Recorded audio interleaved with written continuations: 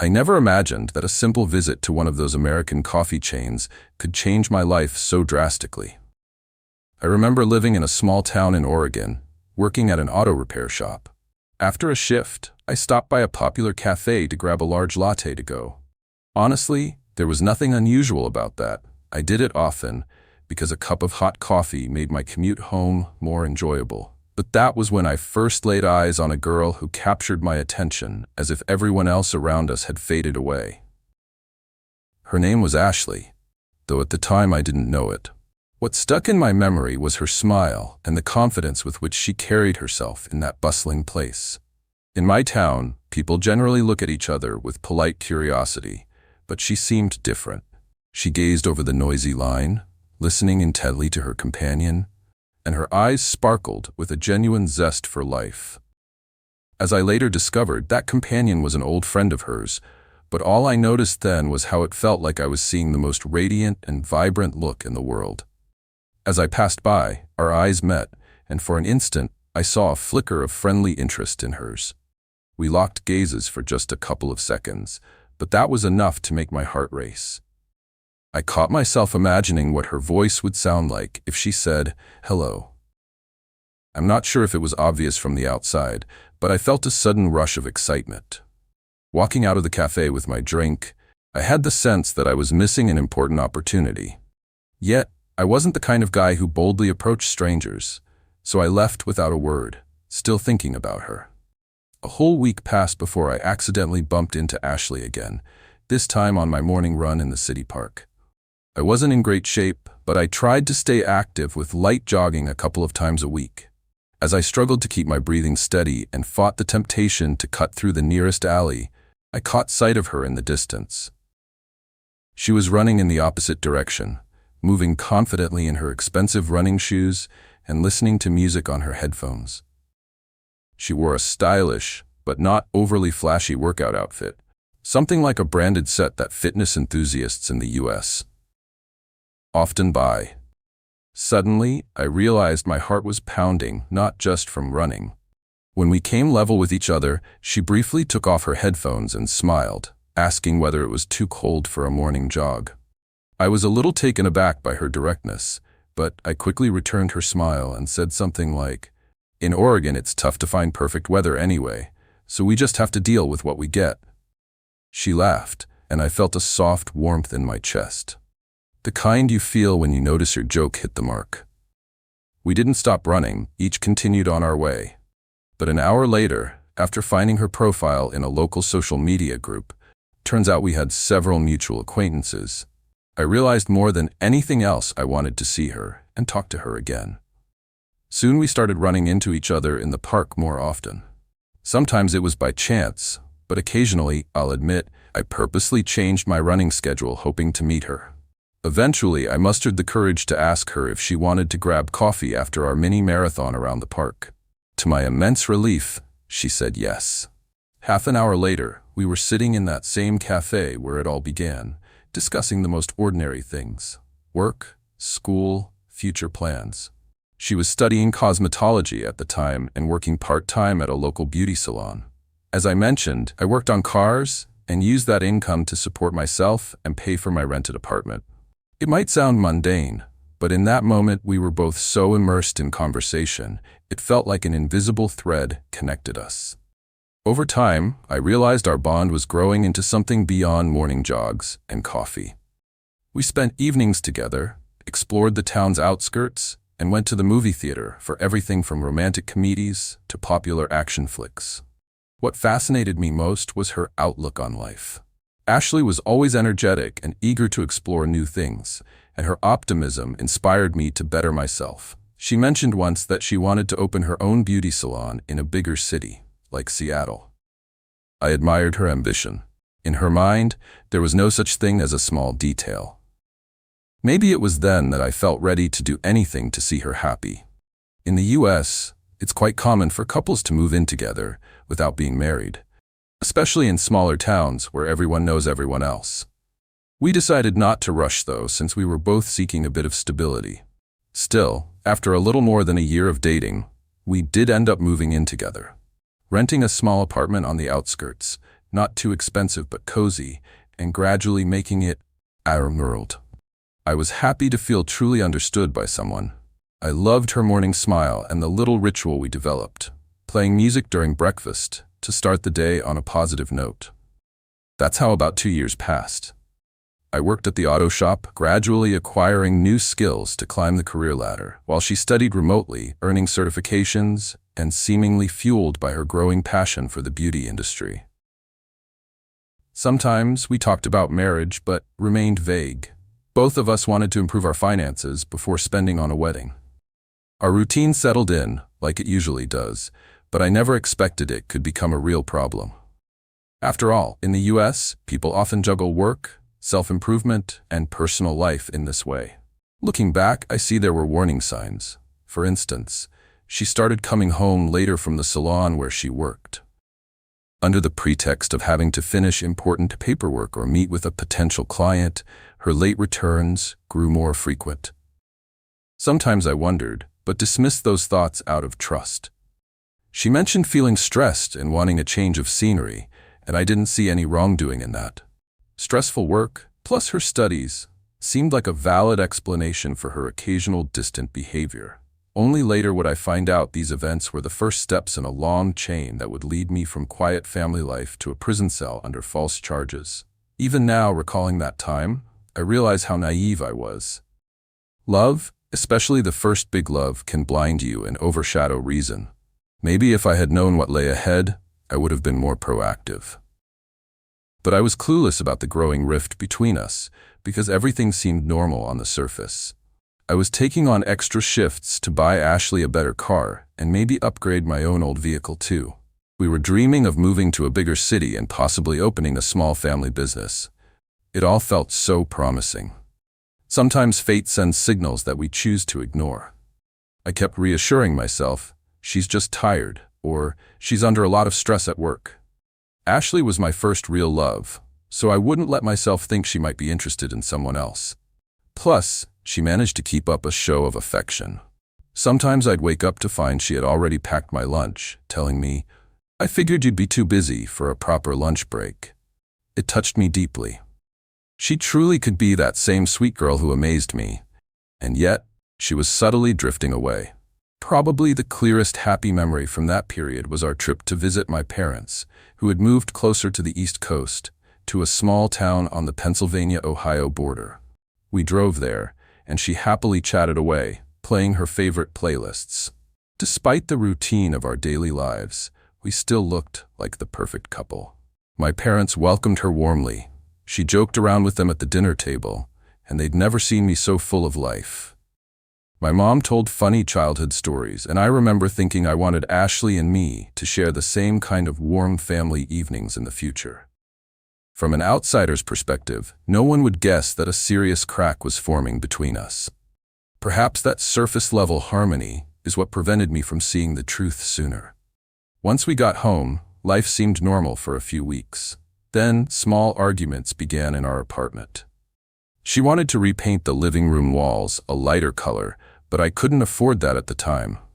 She complained I spent too much time at work and too little time helping around the house. I tried to smooth things over, but inside I sensed growing tension. Sometimes I chalked it up to her exhaustion, but now I understand it was just a cover for bigger issues. Sometime later, she suggested we take out a joint loan to expand her business, which would fund new equipment for the salon so she could offer more services.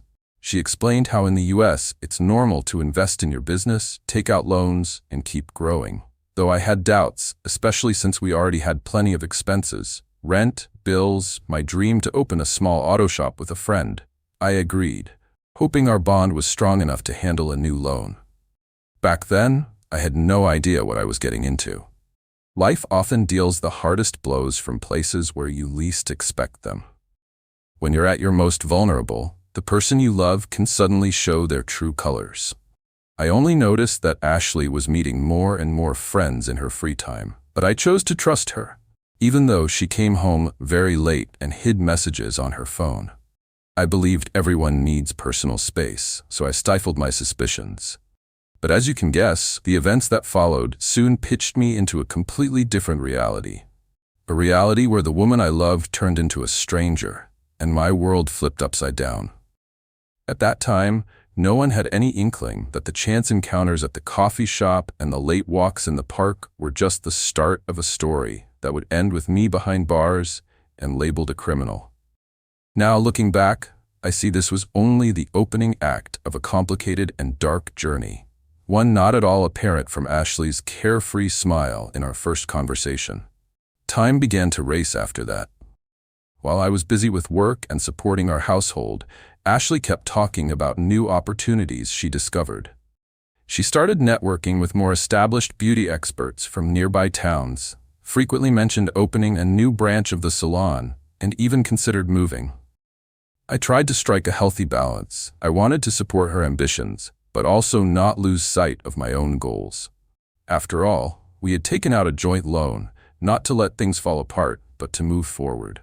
Still, I felt our evenings had become a series of disjointed conversations, mostly about bills, how to pay for new equipment, and marketing strategies for the salon. It might have looked like progress, but I felt an emotional distance growing between us. American life sets its own pace. We lived in Oregon, where people move at a slower rhythm than in big cities like New York or Los Angeles, yet they're still in a constant race for success. Healthy competition, a higher salary, new opportunities, all common goals. On weekends, we'd barbecue with friends, gather around a fire in the evenings, or head off to the nearest national park to distress. Even there, surrounded by nature, Ashley would frequently pull out her phone to take care of business calls. I didn't think it was strange. I saw how passionate she was about becoming a renowned cosmetologist in the area, and I genuinely wanted the best for her. It's important to mention we were already married by then. The decision came rather spontaneously, though in truth, we had discussed it long before. Maybe our parents had some influence, asking when we would formalize our relationship. The procedure in the U.S. is fairly simple. Pick a date, file the paperwork, go to the county courthouse to get married, then throw a small party for close friends and family when finances allow. Our wedding was quick but fun. I remember that morning, we both woke up anxious yet smiling, reassuring each other it was the right step. And yes, it felt good to wear a wedding ring and see her standing beside me as my wife. We couldn't afford a lavish celebration, but I believed the most important thing was the feeling of being close, two hearts united, heading toward a shared future. For a while, we were practically the perfect couple. We still rented the same apartment, saved up for something bigger, and only argued over who should take out the trash. We had no major fights, except about money. The loan still weighed on us, yet we clung to the idea that it was for a brighter future. We had plenty of examples of successful families around us. They'd take out loans, start their own ventures, then bounce back and begin living comfortably. I truly hoped the same would happen to us. But small cracks began appearing. One of the first disturbing incidents occurred when I accidentally saw Ashley's messenger open on her laptop. I wasn't looking for anything suspicious. I just wanted to check my email before heading out to work. Several messages from someone named Eric popped up, seemingly discussing details of their upcoming meeting. The text looked harmless enough. Don't forget to bring samples of your new products and which car should I take? But the familiarity, such as, honey, don't forget I'm counting on you, made my blood stir. I felt a surge of jealousy, yet I tried to explain it away. Maybe he's just a client or business partner. Still, that evening I asked her who Eric was and why he called her honey. She brushed it off, saying it was just a phrase he uses, that there was nothing between them, and he was genuinely interested in collaborating with her salon. He might help with advertising or even invest in her project. Though a small pang of doubt lingered, we decided not to blow things up into an argument. After all, if this man really could help develop the salon, why not? Despite that reassurance, I became more anxious. American communication styles often include casual compliments and familiar terms like, hey sweetie, which can confuse people unaccustomed to it. But we'd been married nearly a year by then, and I couldn't ignore the possibility that the closeness in their chat might be more than just professional. I didn't press the matter, but I sensed a small crack forming in our trust. Meanwhile, Ashley seemed energized, happier, more active, constantly talking about her big plans. She mentioned critical meetings with Eric more and more often, describing him as an investor and well-connected partner. A short while later, something else strange happened. I recall one evening I was cooking dinner in the kitchen while Ashley was showering. Her phone lay on the table, and I heard it vibrate multiple times in a row. She had some new notifications. I tried not to look. Snooping through my wife's phone wasn't in my nature. Yet as I walked by, I noticed the sender's name, Eric Salon. This disturbed me more than I expected. My head buzzed with adrenaline, the thought crossing my mind that maybe their relationship was more than just professional. Again, I made no scene, reassuring myself that couples sometimes have misunderstandings, and it's important to respect her privacy. But the idea that she was spending time with another man, who wrote her at odd hours calling her honey, gnawed at me. Even my family, who lived far away, began noticing how tense I sounded. My mom once asked over the phone if something had happened between Ashley and me. I told her everything was fine, trying to convince myself of that as well. After all, we were taking on more responsibilities at the auto shop with new clients, and I was working overtime to help pay off our debt. Maybe Ashley just felt neglected and was enjoying someone else's interest. These things happen in a marriage, unfortunately. She then mentioned a cosmetology conference in Seattle and said she'd be traveling with some colleagues and investors, including the mysterious Eric. I asked a few questions. Where was it? How long would she be gone? What exactly were her goals there? And she got upset. She accused me of trying to control her, said she hated how her husband didn't trust her. The argument escalated, and for the first time in our marriage, she left, slamming the door to spend the night at a friend's house. In the morning, I found a crumpled note on the kitchen table saying she was at Sarah's, one of her closest friends, and would be back in the evening once she'd cooled off. That evening, I sat alone in the dark, wondering why such a minor conflict had turned so intense. When Ashley returned, we didn't keep fighting. I apologized for acting like a jealous jerk. She admitted maybe she had overreacted. We agreed to move past it. Yet I sensed she was still cagey about her trip to Seattle. I was left watching her prepare, picking outfits, and scheduling meetings. Shortly before she left, I was getting ready for work and saw a folder of business documents she had left on the table. Inside were papers for registering some kind of joint venture and leasing space for a salon in Seattle. I didn't see my name on any of them. It looked like she planned to do it all on her own, possibly with investors involved, but without me. That was bittersweet. On one hand, I was glad my wife was advancing her career. On the other, I felt uneasy that she was doing it secretly. We were spouses, after all, so it would have made sense to discuss these major life decisions together. I said nothing, burying my resentment again. On the day she left, we tried to stay civil. She kissed me goodbye and smiled, apparently sincerely, promising to call once she arrived. She did call that evening, sounding upbeat about the conference. For several days, we only communicated through calls or social media. I immersed myself in work to distract from my darker thoughts. Yet deep down, I sensed I was on the brink of losing the woman I loved. When she finally came home, something felt off. Although she acted normally, the affection between us had cooled. She eagerly talked about new contacts and her future, but hardly mentioned us as a couple. Within a few weeks, we had a conversation that all but destroyed the foundation of our marriage. Ashley told me she was thinking of moving to Seattle and needed freedom to make decisions. She suggested we live apart for a while, until she settled there and determined how viable the new salon might be. She didn't ask me what I wanted. Sitting there, I tried to recognize when my once vivacious, caring wife had become such a steely, goal-oriented person who no longer cared how her actions affected me. Despite everything, I still hoped to save our marriage. I proposed a compromise. We should go to Seattle together, check out the area, decide if we're prepared to invest. But she said she wasn't sure she wanted a husband involved in her new business venture.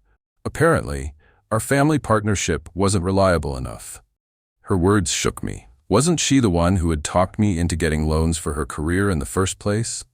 Now she wanted no part of it with me. It felt as if our paths were diverging, and our discussions about a future together were just a facade.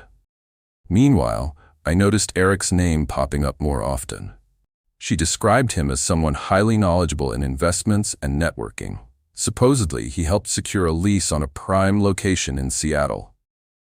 Although she framed it as a purely business relationship, I found it strange how often they showed up together on social media, having lunch in chic restaurants, never once inviting me. I didn't want to start baseless accusations, so I kept my composure, though inside I felt betrayed. We ended up living like roommates, not like a married couple. She came home late, sometimes not at all, claiming she was staying at a friend's place. I had neither the strength nor the will to argue. I doubled down at work, taking extra shifts so I could come home exhausted and avoid thinking about our crumbling marriage. I was afraid one more argument would lead to divorce. I wasn't ready for that because I still loved her and hoped for the best. One of the most painful memories from that period was a phone call from my dad. He asked if everything was okay because he hadn't heard from Ashley for a while, and I wasn't talking about her much. I tried to lie that things were fine, just busy with work. Hearing the uncertainty in my voice, he suggested I come stay with them for a while to clear my head. I declined, saying I wouldn't abandon my wife when she was at a pivotal career moment. Yet after that call, I couldn't shake the feeling that I might be making a mistake by shutting out my family and clinging to a relationship that felt like a sinking ship. But the worst was yet to come. The events that would eventually land me in prison were nowhere on my radar at the time. The final act of our story would unravel everything we'd built, turning my world upside down. Back then, I still believed if we'd made it through so many struggles, we could pull through this. Sadly, as experience shows, love alone isn't always enough when deceit and betrayal enter the picture, cracking a once strong union like a delicate glass ornament. That was when I finally started seeing reality. My beloved wife was not only drifting away from me emotionally, but also possibly had another man in her life. Even though she denied it, insisting it was just a rough patch and that Eric was a trusted business partner, I suspected a bleaker, more painful truth. I didn't want a confrontation. I didn't want to believe she was deceiving me. But every day I found new hints. Odd calls, secret meetings, deleted phone messages. I saw she was obsessed with something I couldn't grasp. Later I would realize she not only intended to leave me, but also wanted to ensure she didn't walk away empty-handed. Eric was her central accomplice in those plans. Looking back, I'm amazed at how blind I was. Perhaps I clung to the past, to memories of us running in the park and sipping coffee, sharing small dreams. But people's dreams change, sometimes for the worse. We stayed in the same apartment, calling ourselves husband and wife, while a growing chasm opened beneath us. And that was only the precursor to the truly ruthless twists of fate that soon pulled me into the most horrifying scheme of my life. A scheme that ended behind bars, the clang of cell doors echoing in my ears. What happened next felt like a never-ending nightmare. I always believed the worst thing in a relationship was quiet burnout, when people gradually stop feeling anything for each other, yet continue on out of habit. But I was wrong. Real pain comes when that burnout is coupled with outright lies and betrayal, when the person you love twists the knife just when you need them most. In my case, it played out in phases, as if someone had scripted a drama. First, I suspected my wife of cheating, then I began gathering evidence, and in the end, everything turned against me. I became the target of harassment and legal trouble worthy of a bad movie plot. It started when Ashley suggested we speak openly. I was actually relieved, thinking at last we'd clear the air and get back on track. She said she no longer felt an emotional connection with me, that our goals no longer aligned, and she was tired of the constant tension at home. Honestly, I was ready to admit our marriage was in a crisis. I suggested a marriage counselor, a joint vacation, just an honest talk about our future desires. But it was as though she'd already made up her mind, perhaps under someone else's influence. Her words sounded rehearsed. You don't support my business. You don't understand my aspirations. You're too wrapped up in yourself and your job. These accusations felt unfair. I protested, reminding her how I had invested in her salon idea, taken on more hours at work to pay our bills. She just shook her head, saying it wasn't enough. Finally, she uttered the phrase that still chills me. Maybe we should live separately. As much as I knew we'd grown apart, hearing her say it so bluntly was painful. A few days later, I noticed her slowly moving out her belongings, cosmetics, clothing, and eventually some furniture she had bought. Officially, she claimed she was renting a small studio closer to downtown to handle her salon business. I didn't argue, merely watching our family life collapse around me. I recall the emptiness when I came home to find the living room half empty. The couch was still there, but all the cushions were gone, making the space feel cold and hollow. At that point, I was almost certain she was involved with Eric, though I lacked direct proof, just her text messages, vague hints on social media, and the fact that she no longer needed me around. Part of me expected she'd file for divorce, which would at least bring clarity. Yet a month passed with no legal documents, until suddenly a bombshell dropped. I received a court summons. My loving wife was accusing me of domestic violence. She claimed in the documents that I constantly abused her and had even broken her arm at one point in our marriage. The absurdity was obvious. She'd never broken her arm, and I had never laid a hand on her. But apparently she had witnesses and evidence. My friends were stunned, and my parents couldn't believe Ashley would make such allegations. They remembered her as the sweet, sociable girl who once joked with them over dinner.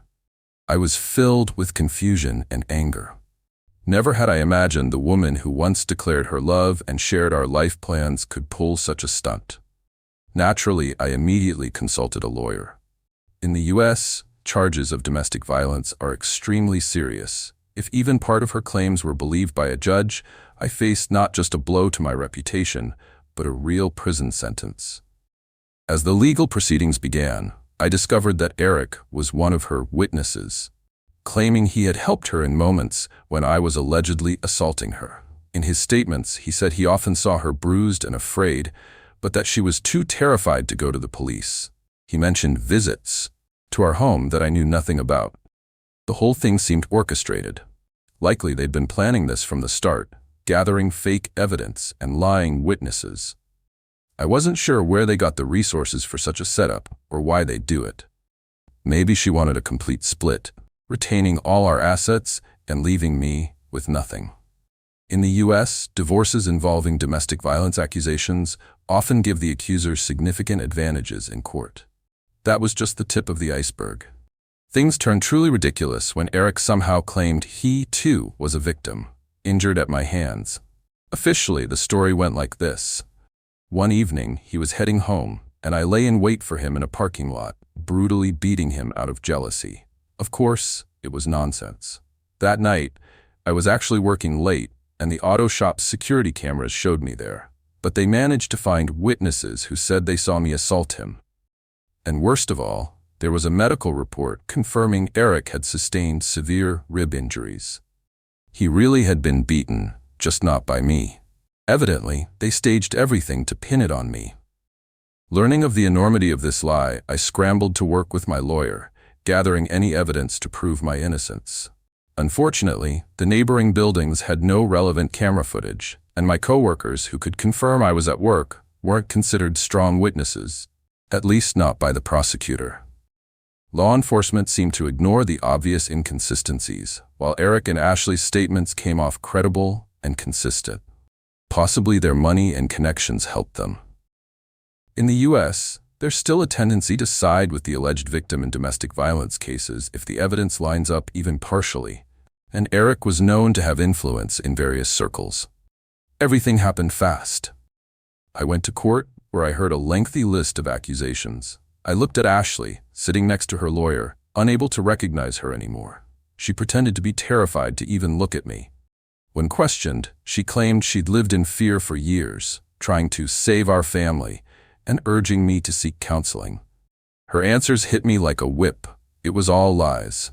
Eric also testified with confidence, describing a brutal beating allegedly perpetrated by me. In his version, I ambushed him in a dark alley, attacked without warning, screaming about how he'd stolen my wife. Naturally, he made no mention of me working that evening. It felt so obviously staged to destroy me. My lawyer struggled to fend off the barrage of lies. We tried proving my alibi, but minor details and inconsistencies in our defense worked against me. For instance, Part of the auto shop's surveillance system had malfunctioned on the day in question, so we didn't have a complete record. My coworkers could only say I was there, but we lacked airtight proof like time-stamped electronic passes or anything similar. It seemed someone had timed everything perfectly for a day when my alibi would be weakest. Throughout these hearings, I remained out on bail, thanks to my parents who paid it.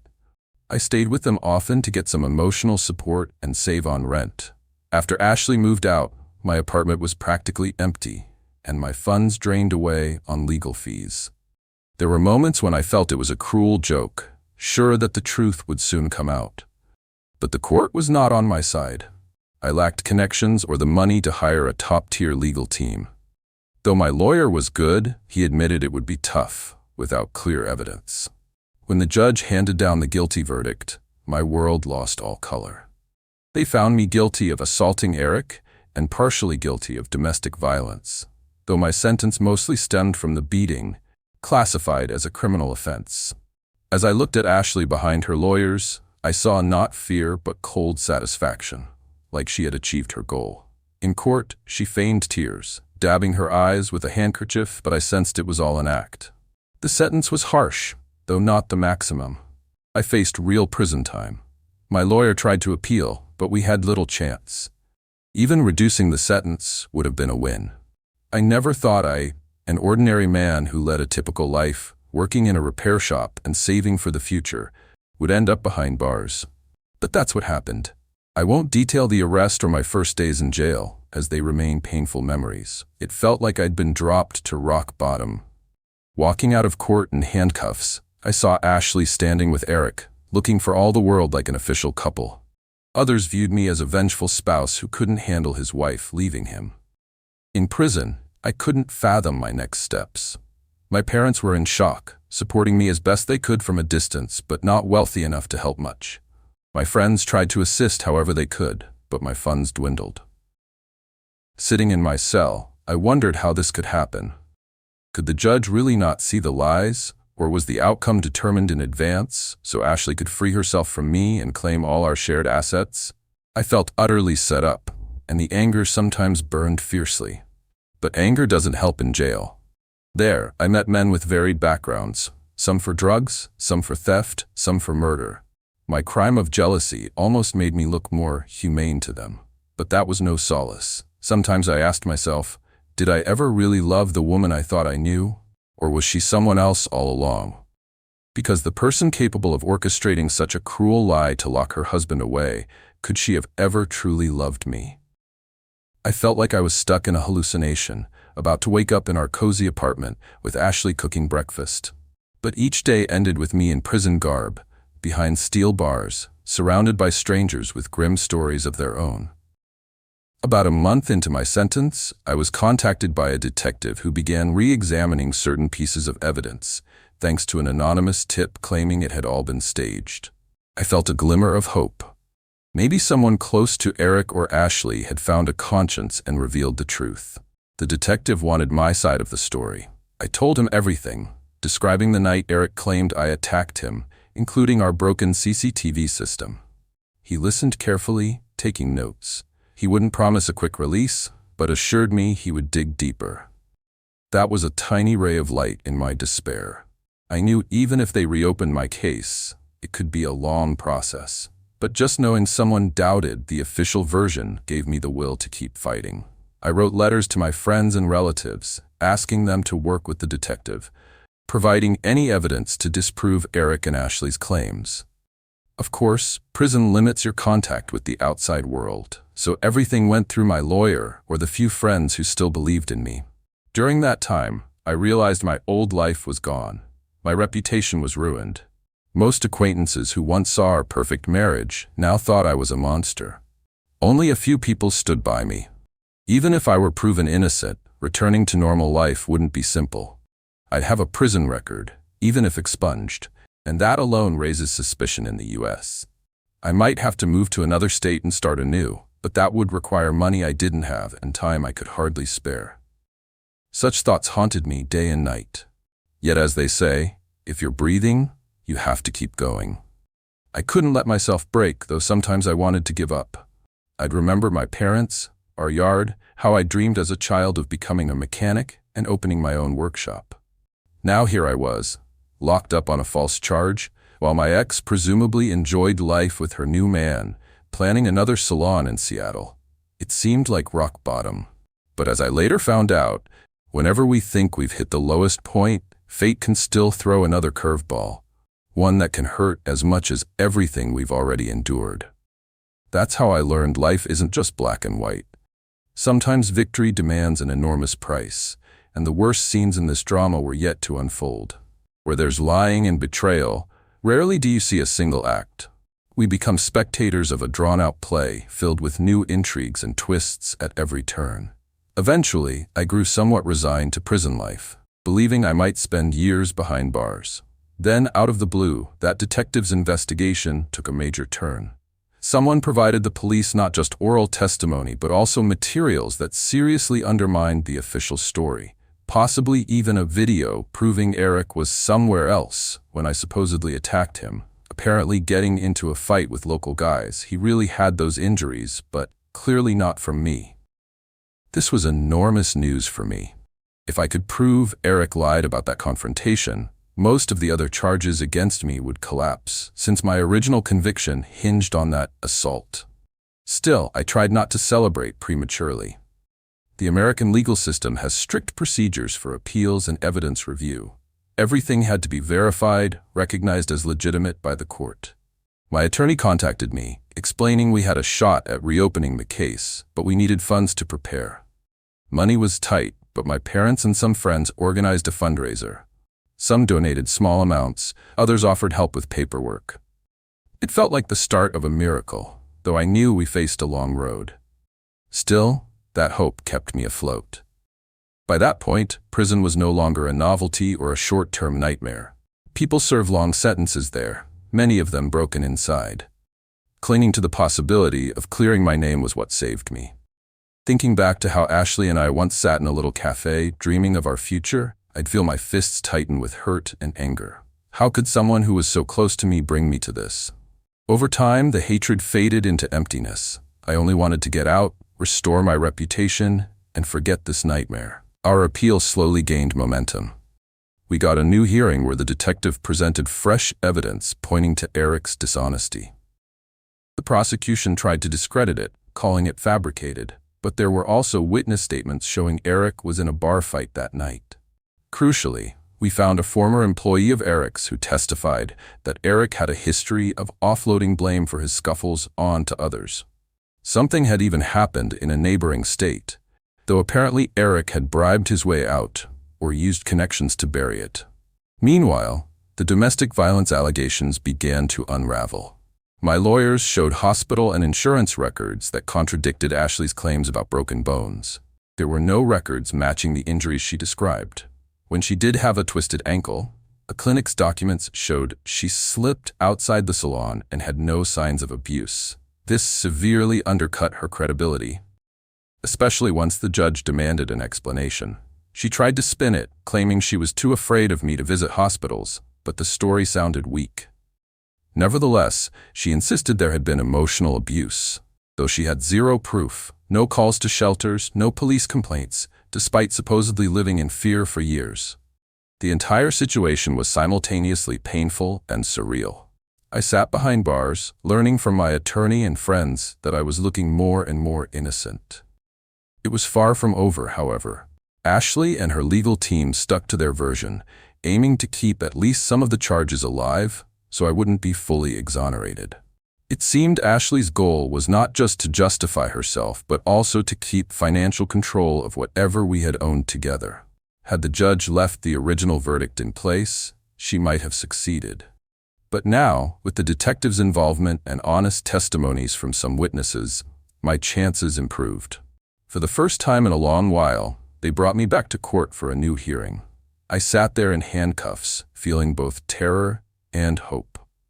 My lawyer delivered a detailed argument about the new findings undermining the previous verdict. Eric took the stand, looking angry and uneasy. He fiddled with his suit jacket sleeves, glancing nervously around the courtroom. He clearly hated how things were unraveling. His statements no longer seemed confident. He got dates mixed up, forgot specific details. Then Ashley spoke. She attempted the victim act again, but the judge no longer seemed sympathetic, especially given all the emerging evidence. Even the prosecutor, who had led the case against me, had to concede there were legitimate doubts about her credibility. My parents and some friends sat behind me in the courtroom. When the session ended, I caught their eyes. They looked relieved and quietly elated that the truth was coming out. I understood we weren't done yet, but this day felt like a turning point. Back in my cell, I couldn't sleep for several nights, replaying everything in my mind. Recalling the past few months, ending up here, the humiliation, friends abandoning me, I suddenly felt calmer. Oddly enough, I even felt like I could forgive Ashley. Yes, she had betrayed me, but maybe we had really loved each other once. I had no idea why she sank to these depths. Maybe Eric manipulated her, or maybe it was about money, or simply a lack of problem-solving skills. Over the following weeks, my lawyer filed a formal motion to overturn the sentence and hold a new trial. The false structure of accusations against me was collapsing like a house of cards. I feared Eric might find a way to bury these new revelations, but we found an insider in his circle, willing to tell the truth and confirm the staged assault. It turned out Eric, who was in debt to some dangerous individuals, had orchestrated the incident to deflect blame onto me, letting Ashley rid herself of me and share part of her salon's earnings with him. It all sounded like a bad thriller, but reality often surpasses fiction. Finally, the moment I feared was impossible arrived. The judge granted our appeal, nullified the guilty verdict, and ordered a retrial under the newly discovered evidence. I was released under certain conditions, like wearing an electronic monitor so officials could track my movements. Still, for someone who had spent months in prison, that was an enormous relief. I remember how it felt when they removed my prison uniform and gave me back my civilian clothes. It was like waking from a coma, seeing the world beyond the barbed wire again.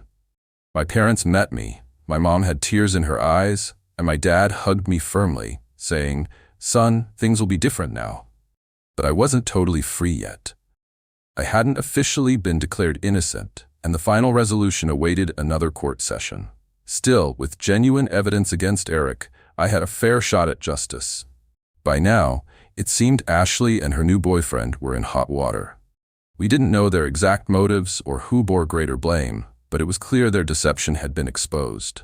They would likely face reputational damage or even criminal charges for perjury. Eric, with his track record, might serve real time. Ashley's outcome might be more lenient, maybe probation or a fine, depending on how the judge saw her role in the setup. Oddly enough, I didn't feel triumph. My main emotion was a sort of hollow acceptance. Like someone who's walked a long, dark tunnel and finally sees a faint light ahead.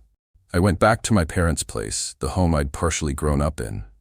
I tried not to think too much about the future, since I didn't know whether I could ever return to my old life in our small town. On one hand, it'd be tough seeing people who'd heard rumors about me. On the other, moving somewhere else required money I no longer had. Maybe if I got fully exonerated, I could sue for damages. My lawyer said it was a long shot, but it might be worth trying. Those next days, I frequently replayed how I could have avoided such a nightmare, why I hadn't spotted the signs earlier. In the end, I realized I'd been so blind in my love that I never imagined my wife could do something so ruthless. We humans often can't face the possibility that the person we trust most can be so cruel. Maybe we refuse to see it because we've heard them say, "I love you." Naive? Sure, but that's human nature. There was still one lingering question. What truly drove Ashley? Money? A need to slip away from our marriage while protecting her own interests with Eric? Or something more personal? The answer came later, at the final hearing, which set everything straight. That was when I understood, once and for all, that some people are incapable of remorse and that betrayal doesn't stem only from greed. Sometimes people's resentments, insecurities, pride, and fears push them to do unspeakable things. It was the bitterest lesson of my life, yet it taught me how crucial trust, honesty, and sincerity are, and how terrible the cost if they vanish. At the closing hearing that would determine my fate, the atmosphere was far more strained than before. This time, my lawyer stood confidently by my side, while the prosecution's team looked disordered and panicked. Eric and Ashley arrived with a different attorney. Apparently, their previous one had quit, having realized the case was falling apart amid irrefutable evidence of deceit. When I saw her, my former wife, who once felt like the closest person to me, I felt a strange mix of pity and revulsion. She sat there with her lips pressed tight, staring at a fixed point, apparently avoiding my gaze. Maybe she realized the scheme had spun out of control, but she had no idea how to back out. The judge began the hearing, reviewing my attorney's arguments along with new photo and video evidence. The footage clearly showed Eric at a bar, getting into an altercation with strangers, resulting in the injuries he'd previously blamed on me. The detective testified about how he'd tracked down witnesses, confirming Eric's bar fight. He also described the financial links between Eric and Ashley. Regular, sizable, salon-related payments went straight to Eric, and neither could reasonably explain why. It looked like they planned to scapegoat me to dodge repaying loans and business debts. When the prosecutor spoke, they tried to argue that even if the beating allegations were fabricated, the long-term domestic abuse accusations still stood. But that's when my attorney presented hospital and insurance records proving Ashley had never been treated for injuries consistent with assault during our marriage. Representatives from clinics confirmed she never reported domestic abuse or contacted police, and she had no official record of injuries that pointed to spousal violence. Yes, some acquaintances knew we had marital problems, but nothing indicating physical attacks. The picture became crystal clear. They had built a web of lies to put me behind bars and likely profit from a divorce settlement or seize control of our assets while erasing me from their lives. Ashley kept her gaze low. Eric fidgeted in his seat, seeming unsure whether to keep denying everything. The judge asked him a few targeted questions that he couldn't answer convincingly. At one point, the prosecutor, possibly sensing the case had collapsed, asked for a recess. The judge refused, saying there was no reason to stall and warned that manipulation would lead nowhere good. When it came time for the verdict, the courtroom was dead silent. I could feel my heart thudding, my palms clammy. The judge methodically recounted the newly discovered facts, noting the prosecution's previous evidence was discredited and revealed to be fraudulent, and declared the case against me dismissed for lack of grounds. I was effectively cleared of all charges and pronounced innocent. Words can't describe what I felt at that moment. It was like being unshackled from a heavy chain around my neck. I could finally breathe freely.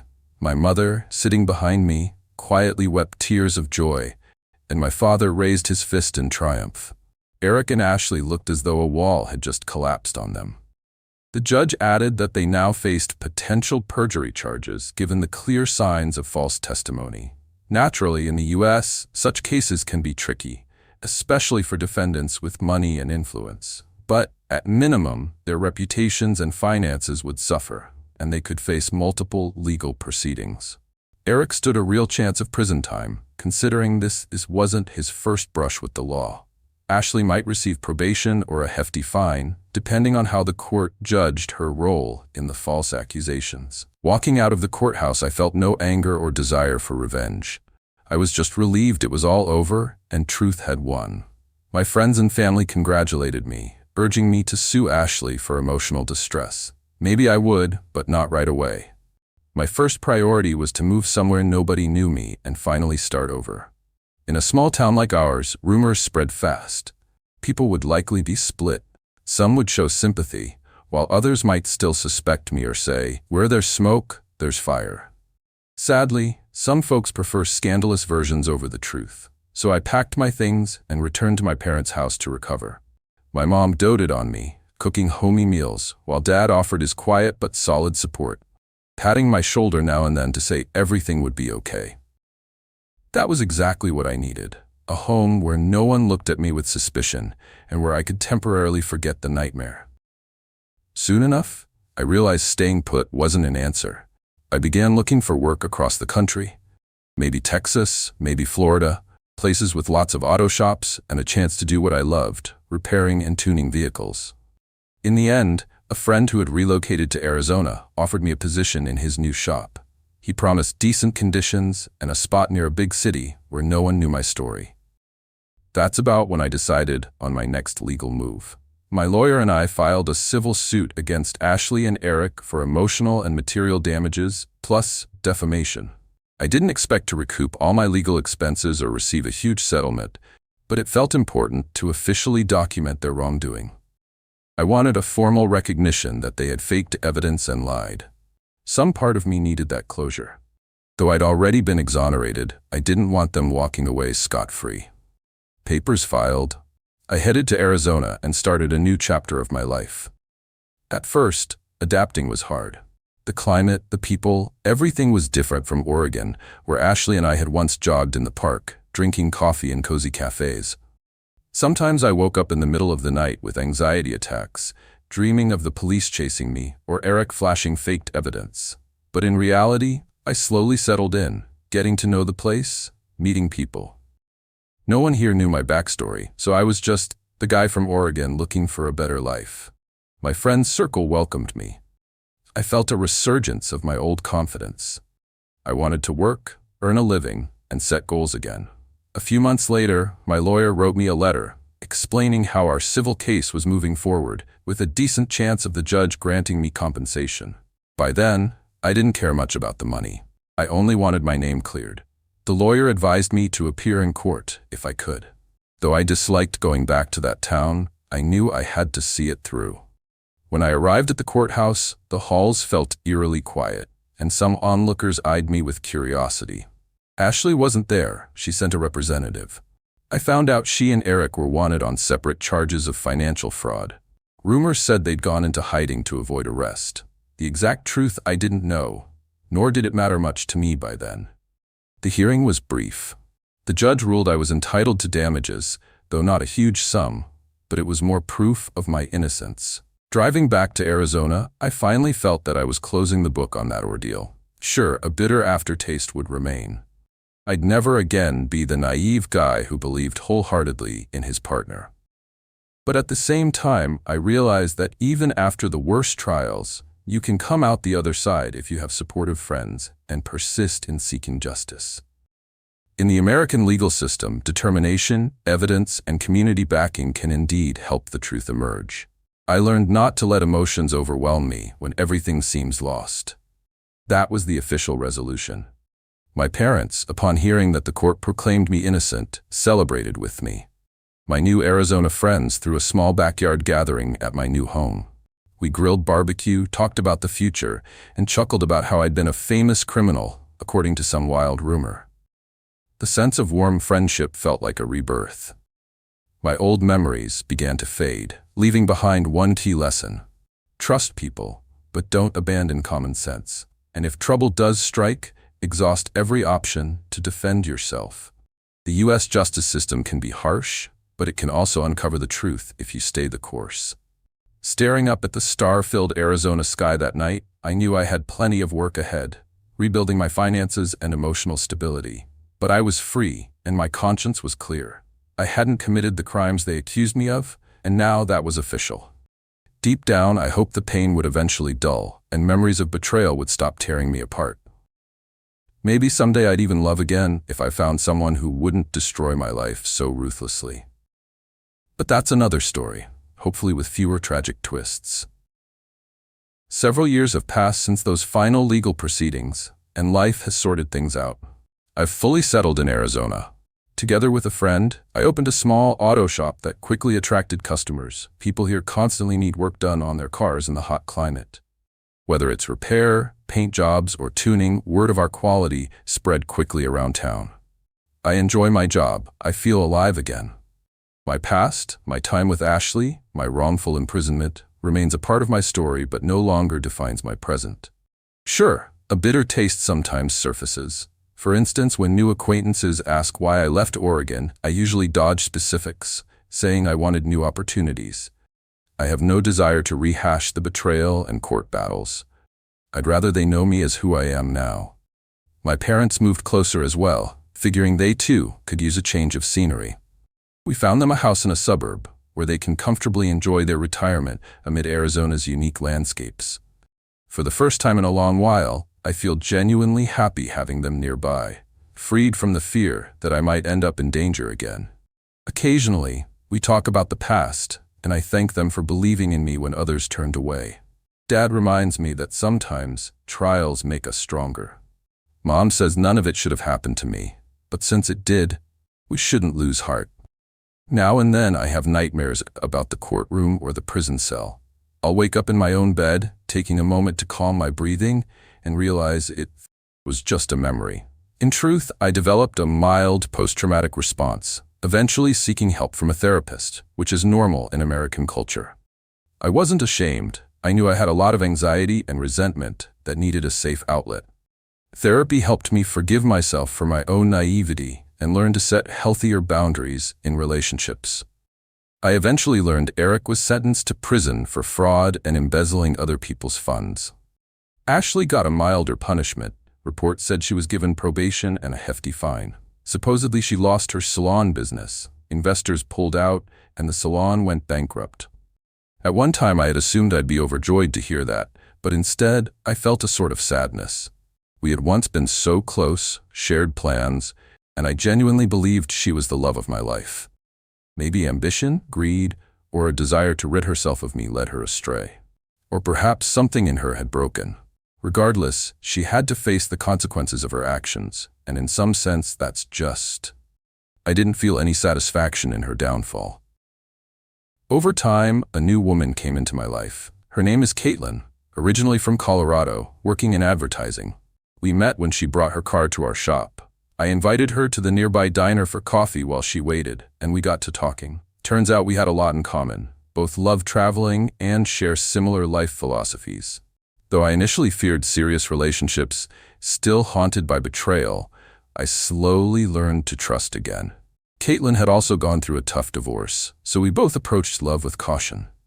For the first time in a while, I found myself opening up to someone honestly, without fearing hidden agendas or ridicule.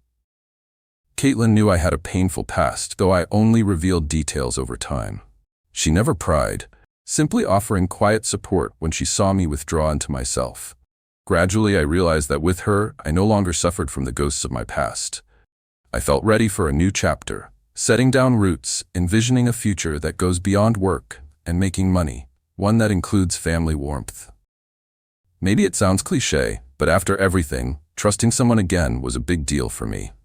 Looking back, I can see how a random glance in an Oregon coffee shop started a series of events that led me to prison, then to a new state and a new life. It was a grueling path, but in the end I realized we grow wiser through hardship if we refuse to quit. I now see people more clearly, aware that trust is fragile and quickly crumbles without mutual respect and honesty. Yet despite all this, I can't say I regret my experiences. Strangely enough, that suffering molded a resilience in me that helped me climb out of the pit and move forward. Nowadays, I wake up to the sight of Arizona's Rocky Mountains silhouetted by the rising sun. Stepping outside to breathe the warm, dry air, I think about how each day offers the chance to do something good, for myself and for others. Caitlin and I sometimes talk about expanding our business, maybe opening another shop in a nearby town. My parents cheer me on, occasionally brainstorming ideas. In the evenings, we gather in the living room and cook up something tasty, sharing stories from the day. I watch Caitlin smile and realize that life, despite its cruelty back then, has given me another shot at happiness. Sometimes people ask me for advice when they're caught in terrible legal battles or going through betrayal. I try to encourage them. Never suffer in silence, never give up.